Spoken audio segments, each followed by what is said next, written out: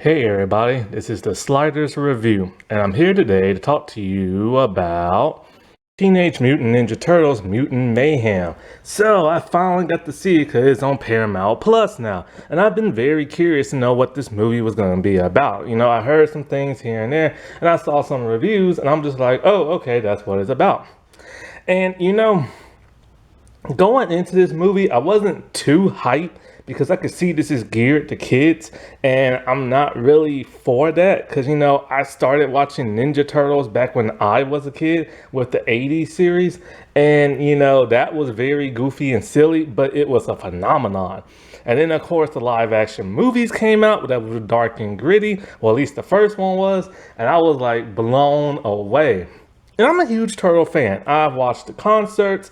I've watched the other animated series, minus Rise of TMNT. I just can't get into that. I watched the live action television series that was on Fox Kids. I watched the all CGI movie. I cannot watch the Michael Bay movies. I just can't do it. I tried, but I just can't do it. And I've never seen the anime. But other than that, I'm a huge fan, you know what I'm saying? And, I have to say, like when I heard Seth Rogen was gonna make this, I'm just like, oh Lord. Because you know how Seth Rogen can get and everything. And he was actually pretty chill in this movie because he directed it for kids. Although it's weird. This is directed for kids, and even when you watch it, it says family, kid, all this and stuff like that on Paramount Plus. Yeah, as soon as Superfly comes in, he just cussing up a storm. At least with the DC animated movies, I know I'm gonna get cussing in those because of how it's rated. But when you have something that looks so kid friendly, I'm not expecting to hear curse words. I don't mind it. It's just I was surprised by that. And I gotta give it up for the animation style. It is truly amazing. At times it did make me feel a little dizzy. And when they fought, it was kind of sped up a little bit too much to where I couldn't tell what the world was going on.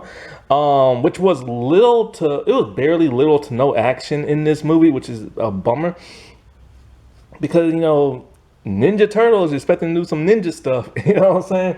And it's kind of cool because I heard that young people actually drew the designs for the Ninja Turtles, which they did a great, amazing job for. They actually look like little kid turtles, even though they're supposed to be teenagers and stuff.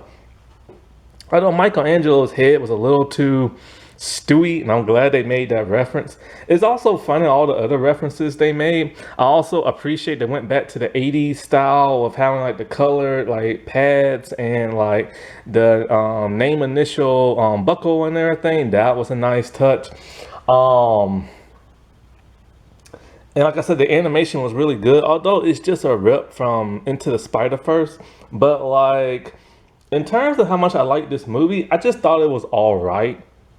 Like, it didn't blow me away. There were times I did laugh and chuckle, but like this just wasn't geared to me. I wanted a more mature Ninja Turtles movie. I wanted, it didn't even have to be dark and gritty, although I would have liked that, for live action or for them to tell more of a faithful adaptation, but they already did that in the first movie. And they do retell the origin of this, and they do a nice job of retelling the origin. And for the second time in my life, I'm actually looking at the Ninja Turtles as actual teenagers. I've never really done that in none of the older stuff.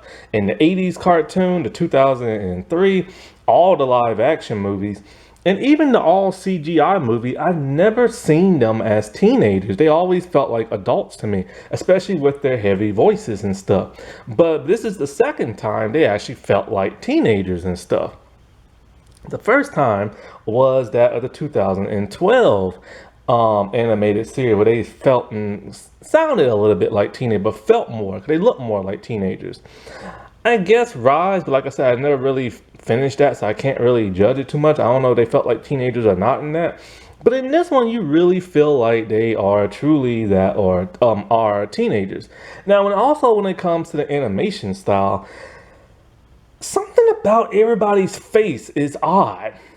People's eyes move in a weird way, and people's mouth movements don't really match up to what they're saying, and their mouths barely move. That's the problem with Well, it's not really CGI, but it's more like animated, kind of, well, a touch of CGI to it. It's weird because that's one hard thing to do in CGI is the mouth movements. Like it's just so rough to do, and it was just so disoriented and stuff. And but other than that, I don't know. It's just like this isn't the Ninja Turtle movie for me. I probably would never watch it again. I know there are some people who like it and found it to be like amazing. Because the thing with Ninja Turtles, you can pretty much do anything with them, and then for the most part, it will always be accepted because they have a wide variety from the ninja stuff to the assassin stuff to the mystical stuff, the sci-fi, fantasy, like you name it. You know what I'm saying? You can make it serious, you can make it silly, but I think they did make it a bit too silly. They geared it way too much to little kids in this movie. Because when I said they acted like teenagers, they chatted and talked and goofed around so much. Everything you hate about young people, that's the way they acted in this. And it was so annoying and everything. And let me just get to the controversial, stupid crap right now. So everybody was talking about, oh, Splinter must be gay because he was in love with a cockroach. And the cockroach is voiced by a man. It's supposed to be like a woman or something like that. Or was it Scumbag? I didn't see him have no connection with Scumbag. What are people talking about? Did they cut that from the Paramount Plus or something like that? Because I didn't see no interaction with him and Scumbag. So I don't know what people are talking about. They can't be talking about that cockroach because they didn't have no kind of connection or nothing like that. Maybe it was towards the very end. I did fall asleep. So I technically don't know how they stopped Superfly. And I thought like, maybe I could rewatch it. I'm like, nah, I don't want to. But like, so maybe there was something with Scumbag at the end or something like that. I just didn't see it because I fell asleep. But let's get into the bigger controversy and everything, and that is April O'Neil. Oh Lord, people are whining and complaining and crying that they turned a white woman with red hair into a black girl with reddish brown hair and they made her overweight. First of all, get over it. Second of all, there's a middle finger for you. And third, look, I can't help it if you're microscopic down there and everything, but like, look, find another way to grow down there because screaming woke and everything about race bending just ain't gonna cut it. We get it. You're a racist. You're a bigot. Like, get over yourself, all right? And do your research. Originally, she was half black and half Asian in the comics, but at the last minute, they changed it right before the comic came out and everything. So originally, she was a black / Asian woman. Do your research and then do some research on your own people and just realize how my people actually got to this country and how your people got to this country and who land you stole this from and everything. So anyways, like seriously, I'm so sick and tired of all these people trying to like bog down entertainment and trying to make people hate everything all because they're like, somebody got race bent and they're complaining about it even though they really truly don't care. Like seriously, you make people hate you and your race. Stop that for the love of God. It's 2023. We are supposed to be above this and everything. But anyways, one of the things I just flat out didn't like about this movie was like Leonardo's crush on April. I'm sorry, but bestiality just ain't my thing. I mean, Donatello's normally the one who has a crush on her, and it doesn't really go too far, except for the 2012 series. That was just freaky. But I wish they would really stop that. Like, it's just gross and nasty. I don't like it when he's all in love with Karai either. Like, they really gotta stop that. Voice wise is fine. I had no idea the dude from Mighty Ducks is the voice of Raphael. Donatello and Michelangelo really should swap voices. Donatello has a very squeaky voice in this, and it sounds very young. It should have went to Mikey, because Mikey is the youngest and the shortest, and they have him wearing braces. Why didn't they make him Mikey instead of like Donatello? Because Mikey's so short, but then when he talks, he sounds like he's so tall. I see the whole pirate bandana has been translated ever since Next Mutation. And it's been translated a lot with Raphael, even though in Next Mutation he didn't wear it. He had a ripped up mask and everything. But it was Leo and it was Donnie that had like the bandana pirate thing. I like the bandana pirate look. I know a lot of people don't, but I like it. I wish they would do a movie where all of them have that. The only time they ever did was in the 2003 when they was like little kids. Um, I don't understand why their Funko Pops are light green colored when they're not light green colored. That didn't make no sense to me. Also, can people please stop making Ninja Turtles look like frogs? I don't know what it is. It's been happening a lot in animation. Just like it happened in what's that, 2004 that movie came out, the TMNT movie. They look like frogs when they're short, have a thick body and skinny arms and legs and a kind of flat kind of face. They look like frogs and everything. Also, I wish they would stop making Donatello look so geeky and nerdy. I don't need him wearing glasses. All right, that's my favorite turtle. That's my favorite turtle. Yeah, I get it. He's a nerd. He's smart. He doesn't have to look like a dork or with goggles and all this other crap, Personality wise, I think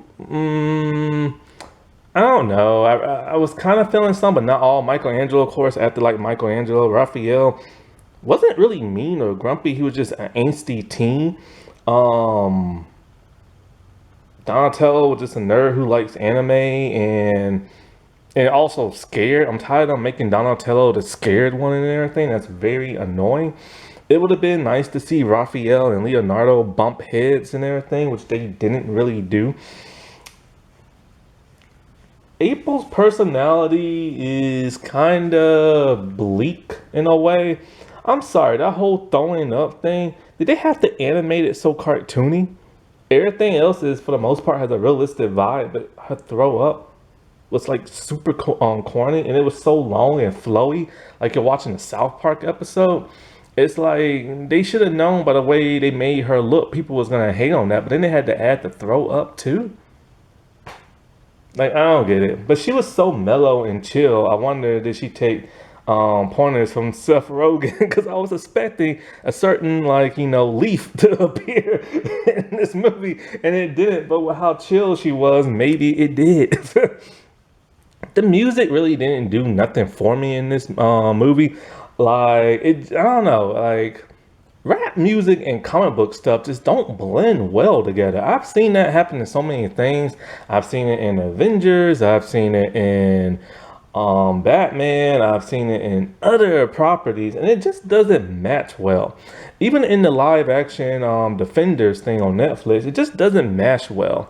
Unless it's, of course, something like Static Shock, then it does, you know what I'm saying? Because, he's a black superhero from the ghetto and everything like that. The voice cast is like major stars. You got John Cena, Seth Rogen, Jackie Chan. Like, this is the best English I've ever heard that man speak. And man, when you look up and search Jackie Chan, I can't believe all the controversial stuff that goes on with him. Like, it's like, Jackie, who are you, man? Like, everybody thought he was the sweetest, nicest guy. And it's like, oh my God. You got Maya Rudolph, who did a good job. Also back with Splinter, like his mustache and that hair, that Jerry curl, man, that was just, wow, I couldn't take that. But I get it. It's a reference to Kevin Eastman, because Kevin Eastman, Peter Laird, they the ones who created Ninja Turtles and stuff, and that's how he used to look back in the day. Yeah, Maya Rudolph, like I said before, you have those teenage boys. I forget who voices April. And then of course you have the one dude, I forget his name, who was Baxter Stockman, which I don't think he's dead, by the way. But then you have Sellout Cube and everything, which I'm surprised they got Sellout Cube to be in this, because he's been very controversial lately, like very, in the past 10 years, he's been very controversial. So I'm surprised they had him in there. But he actually did a really good job voice acting, which I've said before, for a rapper, he always does a really good job acting. And so it was nice to have a different, fresh take on Ninja Turtles. It was just too childish, in my opinion. It took about 40 minutes for the real villain to come in and the actual plot of what the plot was going to be. But other than that, there is no real true plot. Like, basically, it just starts off with Baxter Stockman and some Utron government officials, are trying to like capture him because he's the one who created the mutagen and everything. And so it goes down the sewer, and then they become who they become, and then they're going on Splinter sends them on like on a grocery heist and everything, and that's their big thing because they're not really allowed to go on the surface except to get groceries and stuff, and they learned like martial arts from like watching TV, which some people hated that, but at least it's better than that of a book. TV is a little bit more believable. You can actually watch somebody and practice what they're doing, like they're actually there with you. Where they got the weapons exactly, I have no idea. It was weird to see everything in animation, but all the live action people in movies and stuff are actually people. And then of course, they're trying to like stop April's bike from getting stolen, and then they stop the guys there, but they're still new. They're getting their butts kicked. And I don't like seeing that at all because they're Ninja Turtles are crying out loud. So it took a little bit too much of a realistic start because they never practice against other people other than themselves. But if they practice against themselves, they still should know how to fight. That's how every other turtle does it. And so, they befriend her, but Splinter don't want that because Splinter has a fear of humans because he went out to the surface world with like, the turtles when they were babies and people tried to kill them. The whole milking reference was gross and I got tired of hearing that over and over. But Splinter's a very overprotective father, but he's not wise like a normal wise Splinter is. So that takes away from his character because now he's just an overprotective parent. And it gets a bit annoying at times, but he does a funny job with it. And so, then when they're like trying to like, stop this whole Superfly person, they don't know who he is until they see he's a mutant with tons of other mutants. This is the first time we've ever seen people like Bebop and Rocksteady actually be mutant animals as opposed to humans who had the mutation put upon them and stuff. And it was cool seeing them because they actually did a really good job, unlike some other incarnations and stuff. And so Superfly is all like, yo man, we all family because we're mutants, we're gonna kill all the humans. But the turtles don't want to do that, so they become his enemy and stuff. They get captured by the Utron, which when they get captured by the Utron, that was just a weird side plot that really didn't need to be in the movie. That could have been saved for like another movie. It was just pointless doing that, and then it became more of an annoyance when they started acting silly and goofy in those metal chairs and everything. So April goes get Splinter, they go rescue the turtles. Superfly still wants to mutate the world, but he ends up mutating himself.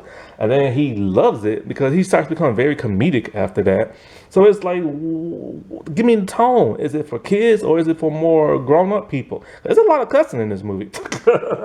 And so like, and he literally wants to murder and everything. And so like, he's all slap happy. Then the turtles convince the rest of the mutants to fight against him, which if they've been wanting to do this for 15 years, the other mutants, why now all of a sudden they're going to turn their back on Superfly, who's taking care of them, just to side with the turtles and go live in the sewer? And then, of course, the big Utron lady reveal is that, she needs to bring in the Shredder, which I don't like the Shredder as a lackey. He's been a lackey too much. He was a lackey in the 80s series. He was a lackey in the, something else. That one animated turtle movie. And something else he was a lackey. Oh, I think the Michael Bay stuff. So I'm tired of him being a lackey. And it's kind of interesting, like, how is he going to fit into this now? Especially when Splinter's not from Japan. And, like, he is and all this other crap. And it's just, you know what I'm saying? But all in all, like I said, it was an alright movie. It's just not my cup of tea. It's way too childish and everything. The colors are nice, but they get a bit, like, they kind of hurt my eyes a little bit, especially with the drawing style of it and stuff. But, like, I don't know. I prefer the older stuff, so I'll just go watch that. I actually prefer the TMNT animated movie over this one, even though a lot of people don't like that. But at least the plot made a bit more sense. At least there was that Leo Raphael fight, so you know what I'm saying. Oh well. But the turtles had no motivation in this movie. April and the villains did, but the turtles didn't, and that's the problem because they're the heroes. Also, Raphael looks like a cockroach for some reason, like his body shape. Sadly, however, this movie barely made its budget back. In fact, sadly, it did struggle really, really hard. And when I say it barely made it back, it barely made it back. And if you could really consider it making it back, you gotta, I forget how, let's see, it's how much the budget was times like 2 or something like that. I forget. But anyways, um, but the people who made it were really excited that the merch sales were like through the roof. Merch sales is one thing, but tickets is another. And many people wasn't that interested in going to see it. Then they might want to have hold off before they greenlit a second movie, and that of an animated series. The movie at the end shows the turtles going to school, interacting with humans because they've now been exposed. It's an interesting premise, so only one would tell how that would turn out. As for the animated series, it will be in 2D. Now, this has sparked interest in Ninja Turtles again, to the point where the 2003 series is finally properly out on DVD, and the 80s series is out on Paramount Plus. Alrighty, well, I'll talk to y'all later. Bye.